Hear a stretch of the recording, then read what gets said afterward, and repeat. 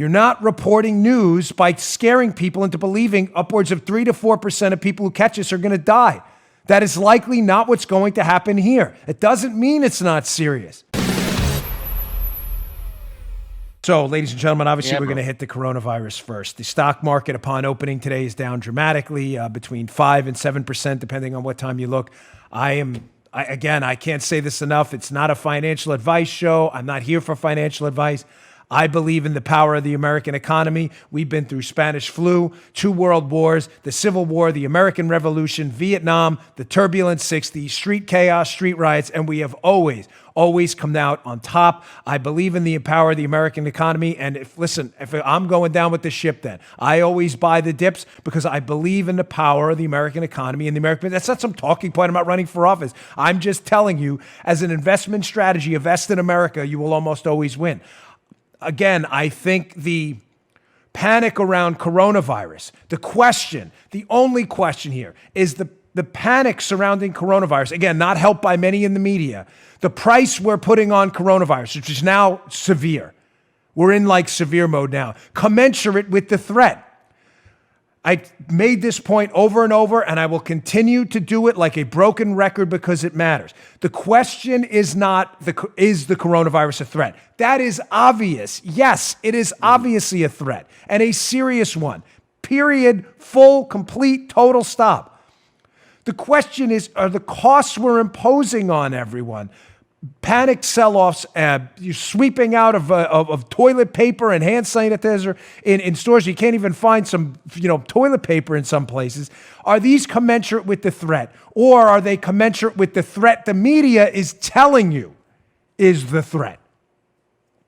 Remember, sometimes the media is telling you a story, not the story. Now, for some honest, fact-based coverage, which I think should calm some fears, hopefully, with a heightened state of vigilance, which we need. It's a serious threat. But calm some unnecessary fears. Let's go to the Wall Street Journal today. It had a very good article. Committed to putting out an honest show in these really panicked times. Network effects multiply a viral threat. This is a piece by Niall Ferguson. He says, this isn't merely a bad flu season. COVID-19 is spreading far faster than most Americans realize. So this is kind of the bad news segment, but the news we need to hear regardless. I'm not here to cover anything up for anyone. I told you, I'm convinced, based on substantive information I have, the administration, the Trump-Pence administration, is doing everything possible, everything within the bounds of their constitutional power they can. Believe me, I'm not passing on Pravda propaganda like the left does. I'm telling you for a fact, everything they can do or could be considered is being done right now. Regarding the piece, here is the critical question right now, which I brought up for days, if not weeks. What is the R0, the R0, the infection rate? From the Wall Street Journal, nobody's really sure. We're sure this is really infectious. We're sure that. How infectious is the question? Again, it's not, is this an infectious virus? Of course. The question is, how infectious is it? From the Wall Street Journal piece, the swine flu, H1N1, was a form of influenza.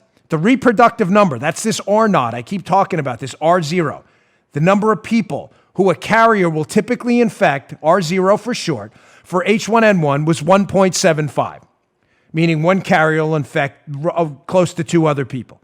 In the U.S., the CDC estimates the H1N1 flu infected 60.8 million people and killed 12,469 for a mortality rate of 0.02%.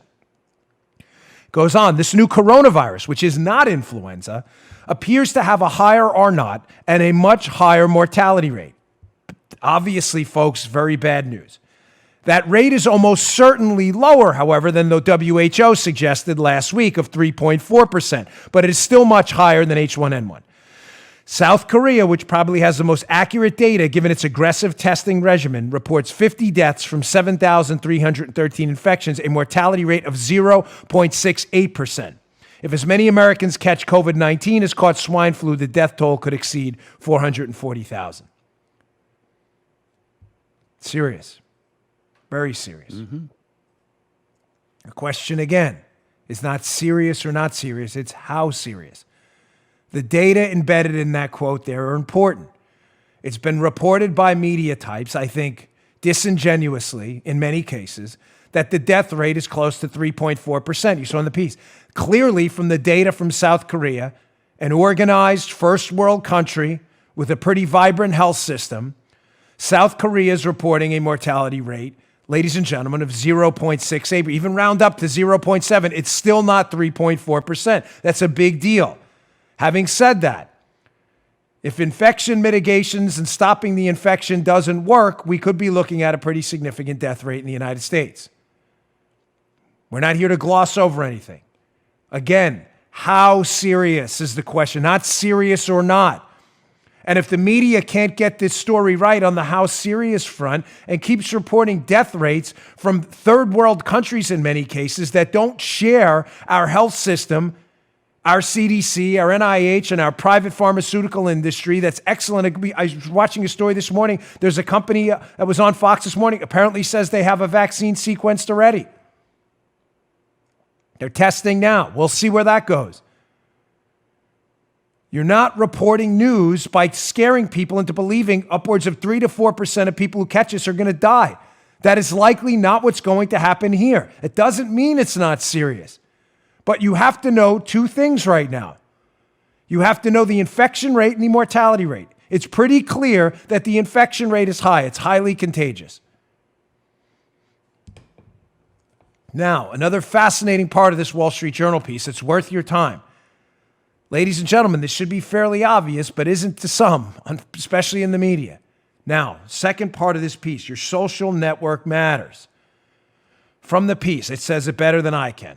So there's a researcher, Nicholas Christakis, forgive me if I'm saying your name wrong, has shown there was a similar pattern. They're talking about infection transmission at Harvard when the H1N1 flu virus came to Harvard's campus. Quote, the speed with which people acquired the flu during the epidemic depended on various aspects of their social network position. This is important.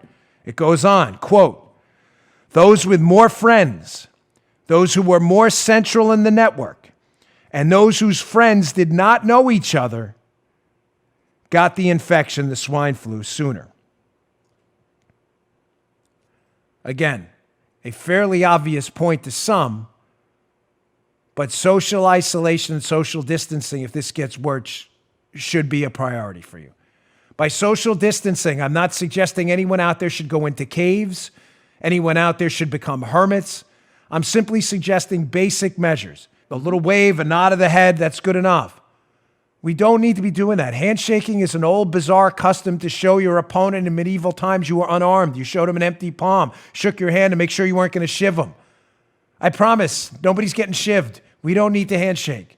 You just heard The Dan Bongino Show.